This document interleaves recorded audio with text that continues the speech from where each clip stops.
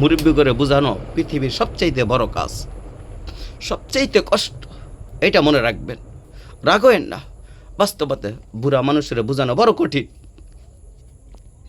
ওনাদেরকে বুঝাইতে কষ্ট হয় বেশি। কেন কষ্ট হয় বেশি?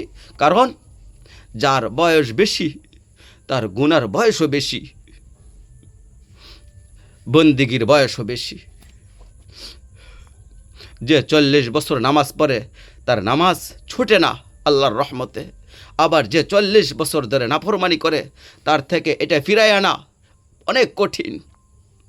মনে করেন একটা ছেলের বয়স 20 বছর, সে বালেগ হয়েছে, তার উপরে গোসল ফরজ হয়েছে 14 বছরে, তাহলে 14 থেকে 20 তার এই গুনাহ হিসাব কয় বছর? 6 বছর। 6 বছর। যার বয়স 60, এবারে বালেগ হয়েছে 15 বছর বয়সে ধরেন, তাহলে 15 থেকে 60 কয় বছর? এবারে যদি গুনাহগার হয় তাহলে গুনার বয়স কয় বছর বুঝলেন? তাহলে 45 বছরের জমাট বাঁধা অন্ধকার দূর করা, 45 বছরও ময়লা দূর করা কঠিন না? অনেক কঠিন। এই জন্য রাগ হবেন না বাবারা। আমি আমার মসজিদেও বলি, মুরব্বীদেরকে না বললে বলবে কে? তাদেরকে আখেরাতের সন্ধান দিবে কে? সাসারে জাডারে নানারে আখেরাতের কথা বলবে কে? বলেন না মিজান ভাই, আপনি বলেন। উনি বুড়ে হয়ে গেছে, অতএব আপনি ব্যস্ত চলে গেছেন নাকি? কথা কন না চাচা, এরকম বিষয়টা? বুড়া হয়েছেন মানে ব্যস্ত চলে গেছেন না। আপনারাও নামাজ ঠিক করেন, আপনারাও কোরআন ঠিক করেন, সহি করেন। আমি বুড়া মানুষ, অন কি পারমুনি? হ্যাঁ, আপনি ভাত খান কেমনে? ও নামনে বন বিড়ি খান কেমনে? ফাঁকনা আলাপ করেন কেমনে? হ্যাঁ, লম্বা লম্বা গপ মারেন। সাদওয়ানে বইয়া আপনার হাত পাও ধরে থামানো জানা, এ যারা আল্লাহর দোয়ায় আপনি কদ্দুর থামেন না। আরে বেড়া রাগ আজকা বেড়াইলে বুঝাই দেবো। শেখ হাসিনা বেড়া, শেখ হাসিনা বুঝতো না, শেখ হাসিনা বাপে বুঝবো, খালেদা বুঝতো না, খালেদা জিয়ার 14 গোষ্ঠী বুঝবো।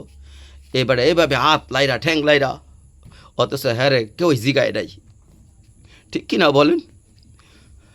আপনার কাছে কেউ জিগাইছে নি যে আওয়ামী লীগ বিএনপি কোনো ভাই জিয়াইছে? চাচা আপনি সাদওয়ানে বই একটা বুদ্ধি দেন, আমি এখন আমরা কি করতে পারি, দেশটা কেমনে চালাইতে পারি। হুদই এবারে নিজে নিজে সে বেহুদা।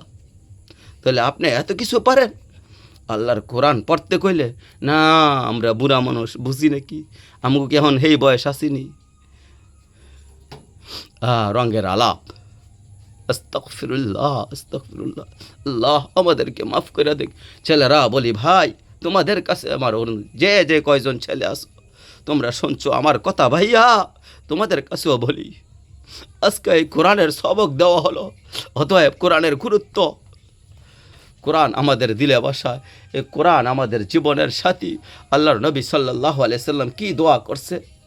একটা দোয়া আছে নবীর কলিজা সিরা দোয়া। নবী যে বলছে আল্লাহুম্মা জালিল কোরআনা রাদিয়া কলবি, আল্লাহ কোরআনকে আমার হৃদয়ের বসন্ত বানাইয়া দেন। বসন্তের বাতাস ঝিরঝির করে, বড় মুগ্ধকর, বড় মায়াময়, বড় আরামদায়ক বসন্তর বাতাস, ঝিরঝিরে বাতাস। আল্লাহর নবী সাল্লাল্লাহু আলাইহি সাল্লাম আমার হৃদয়ের জন্য বসন্ত বাতাসের মতন বইতে থাকে আপনার কোরআন। আল্লাহকে বলেন, আল্লাহকে বলেন নূর সদরিহি।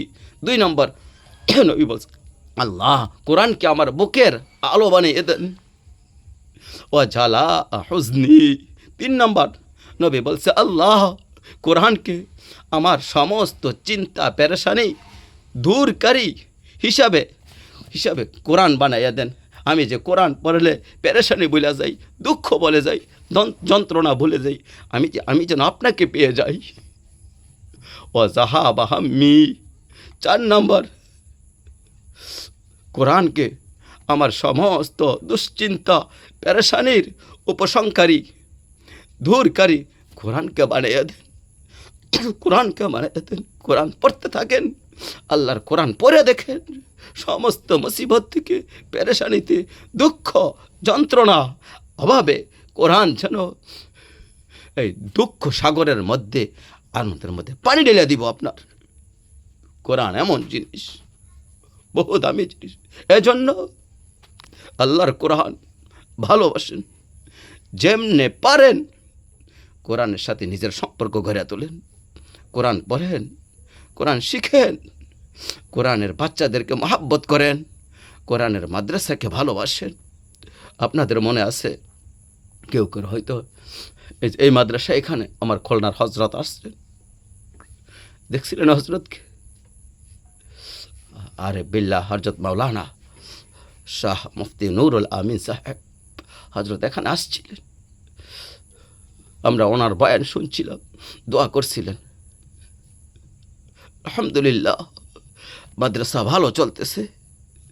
আল্লাহর কোরআনকে ভালোবাসে যে, মাদ্রাসাকেও ভালোবাসে সে। মাদ্রাসার বিরোধী মানে কোরআনের বিরুদ্ধে, মাদ্রাসার বিপক্ষে মানে কোরআনের বিপক্ষে, সে আল্লাহর বিপক্ষে, সে রসুলের বিপক্ষে। অচিরেই রাত পোহাইলে, অচিরে দিন ডুবলে তার খবর আসবে, আর তখনই সে টের পাইবেন যে কে করেছিল সে।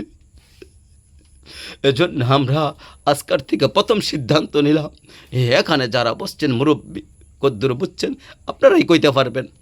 বাকি আমি আমার কথা বলবো, আমি কাউরে ছাইরা বলি নাই।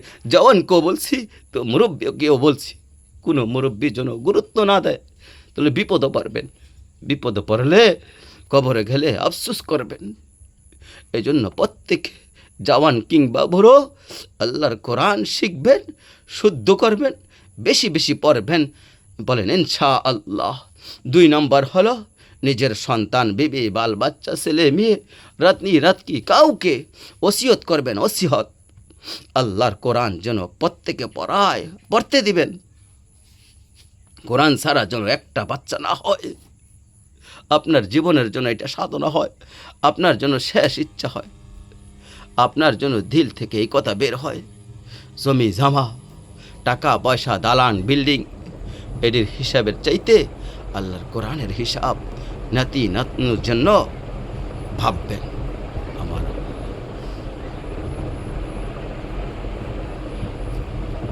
আপনি যদি অংশগ্রহণ করেন, যেভাবে সহযোগিতা করেন, আপনার বরকত হবে। আপনার হাদিসে পড়ছি, কিয়ামতের দিন বহু জাহান্নামীকে জান্নাতের দরজার 2 পাশে লাইন ধরে দাঁড় করাবেন। হাদিস এটা। তো মাঝখান দিয়া জান্নাতীরা জান্নাতের মধ্যে ঢুকবে, আর 2 পাশে লাইন ধরে দাঁড়ানো থাকবে অনেক জাহান্নামী। কিসের দরজা? জান্নাতের দরজা। তো এই বেটা করে খাড়া করাইছেন এখানে, এরা তো জাহান্নামী। তো জান্নাতি যখন আসতে থাকবে, জাহান্নামী একজন ধরবে জান্নাতীদেরকে, ধরেই বলবে, ভাইজান আপনি আমাকে চিনছেন? জান্নাতি বলবে, না তো। বলবে, আমি সেই লোক, দুনিয়ায় আপনাকে একদিন 1 ডুক পানি বা দুধ খাওয়াইছিলাম, আজ আমি আটকাইয়া গেছি, জাহান্নামী হয়ে গেছি। আল্লাহর নবী বলেন, এই জান্নাতি দাঁড়িয়ে যাবে, বলবে, আল্লাহ এনে কেউ আমার সাথে না দিলে আমি জান্নাতে যাব না। আল্লাহ তাআলা বলবেন, বেটা এই বেটার তোমার দিমু দেখেই তো এখানে রাস্তাতে খাড়া করাইছি, নাইলে এই বেটারে আরো এই সকালে ফিটটা জাহান্নামে পাঠাই তিনি, এই মাগরিব পর্যন্ত এখানে খাড়া করে রাখছি। হাতে থাকার কথা কোথায়? জাহান্নামে। তারে তো এখানেই তো টাঙ্গায় ফিরে শেষ করে ফেলাইতো, এখানে খাড় করাইছি কেন? এই জন্য আরেকজনকে ধরবে, আরেক লোক, আপনি কি চিনেছেন আমাকে? বলবে, না তো। হাদিস এটা। ওই লোক বলবে, আমি সেই লোক, হুজুর আপনাকে 1 বালতি বা 1 বদনা হুজুর পানি একদিন এনে দিছিলাম, আমি আপনার সেই চাচা, সেই ভাই। আজ তো ভাই আমি জাহান্নামের এলান হয়ে গেছে, আমি তো বড় আটকাইয়া গেছি, বিপদে পড়ে গেছি। সে বলবে, আল্লাহ, ওই হুজুর বলবে, আল্লাহ আমি তারে না নিলে জান্নাতে যাব না, আর তোমার সাথে দেব বলুই তারে এখানে দাঁড় করায় রাখছি।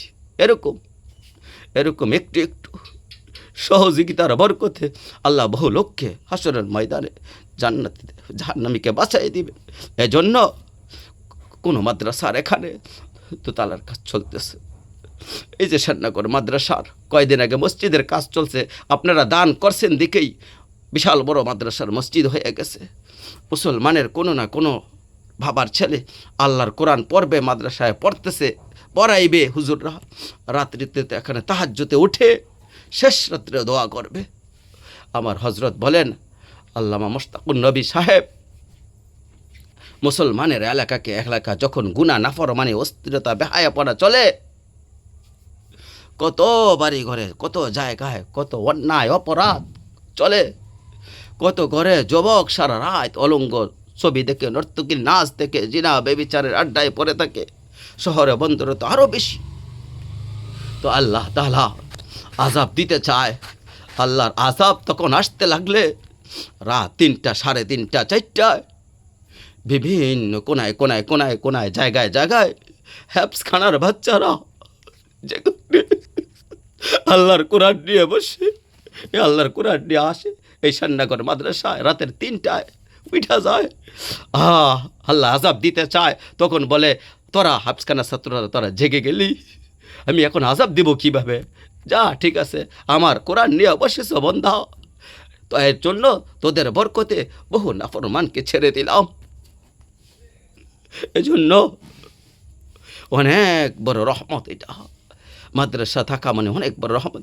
একজন 40 বছরের লোক 25 বছর 30 বছর টাগরা বেটা বছরের পর বছর ফজরের নামাজে উঠতে পারে না, অথচ 8 বছরের বাচ্চাটা 10 বছরের ছেলেটা টানা 4টা বছর শুধু ফজর না, আরও কমপক্ষে 1.5 ঘন্টা 2 ঘন্টা আগে উঠে আল্লাহর কোরআনের সবক মুখস্থ অংশটা হাফেজ সাহেবকে শোনায় এই শ্যামনগর মাদ্রাসার দোতলায় যায় দেখেন।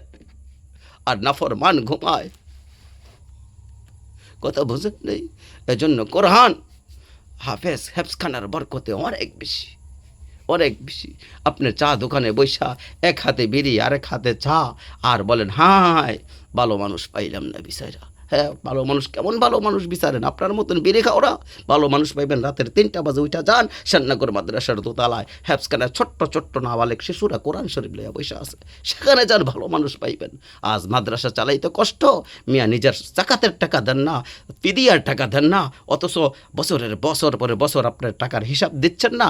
এই জাকাতের টাকা নিয়ে মাদ্রাসায় দিয়ে আইসেন, হাসরের ময়দানে বিনা হিসাবে জান্নাতে যাইতে পারবেন এই তলে বলে আলেম হাফেজ সব ছাত্রদের দোয়ার বরকতে। মিয়া সেদিন বুঝবেন টাকা আপনার কাজে আসবে না আসবে, আর না হয় আপনার টাকা কোনো কাজে আসবে না। এই টাকা মাল সম্পদ এগুলি সাপ বিচ্ছু হয়ে আপনাকে হাসরের ময়দানে কামড়াইবে, তখন আপনি টের পাইবেন। হায় আলেমরা দুনিয়ায় বুঝছিল, আলেমরা বলছিল যে বারবার ঘরের দরজা চোখের পানি ফালাইয়া বলছিল, হায় হায় আসো দিনের, আসো কোরআনের পথে, আসো নামাজের দিকে। তখন আমরা অ্যালাউ করি নাই, তাদের কথাকে তাদের কথাকে কোনো দাম দেই নাই, মূল্যায়ন করি নাই। এখন আমরা বুঝি, তখন বুঝেও কোনো কাজে আসবে না। ফায়াকুলু ইয়া লাইতানি কদ্দামতু লিহায়াতি, তখন আফসোস করবে যে হায় দুনিয়ার থেকে যদি আখেরাতের জন্য কিছু আমল পাঠাইতাম, নেকামল, তাহলে কতই না ভালো হতো।